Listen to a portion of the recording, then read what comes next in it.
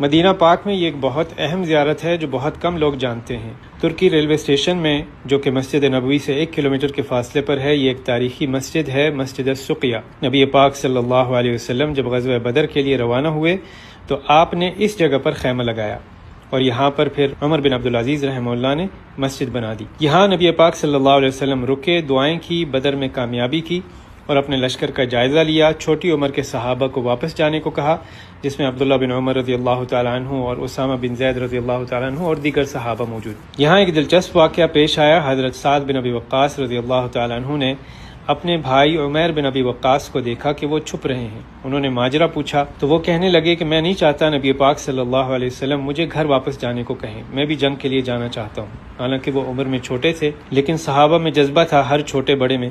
نبی پاک صلی اللہ علیہ وسلم نے ان کو دیکھ لیا، عمیر بن ابی وقاص کو واپس جانے کو کہا تو وہ زار و قطار رونا شروع ہو گئے۔ ان کا رونا دیکھ کر نبی پاک صلی اللہ علیہ وسلم نے ان کو جنگ میں جانے کی اجازت دے دی، اور سبحان اللہ بدر میں یہ جا کر شہید ہو گئے۔ اگر آپ بدر کے مقام پر جائیں، وہاں شہداء کے نام کی تختی لگی ہوئی ہے، سب سے پہلے سب سے اوپر ان کا نام آپ لکھا ہوا دیکھیں گے، عمیر بن ابی وقاص رضی اللہ تعالیٰ عنہ۔ اور اس جگہ مسجد السقیہ جہاں پر بنی ہے، نبی پاک صلی اللہ علیہ وسلم نے مدینہ اور اہل مدینہ کے لیے برکت اور محبت کی دعا کی ہے۔ پہلی دعا جو مانگی تھی، اے اللہ بے شک ابراہیم علیہ السلام تیرے بندے، تیرے خلیل اور تیرے نبی تھے، اور میں محمد صلی اللہ علیہ وسلم بھی تیرا بندہ اور تیرا نبی اور حبیب ہوں۔ ابراہیم علیہ السلام نے تجھ سے مکہ کے لیے دعا کی تھی، اور میں تجھ سے مدینہ کے لیے ویسے ہی دعا کرتا ہوں، بلکہ اس سے بھی زیادہ کی دعا کرتا ہوں۔ اور کچھ روایات میں ہے کہ آپ نے اس جگہ یہ دعا مانگی، اے اللہ ہمارے دلوں میں مدینہ کی محبت اس طرح ڈال دے جیسے ہمیں مکہ سے محبت ہے یا اس سے بھی زیادہ، اور ہمارے مد اور صاع میں برکت عطا فرما۔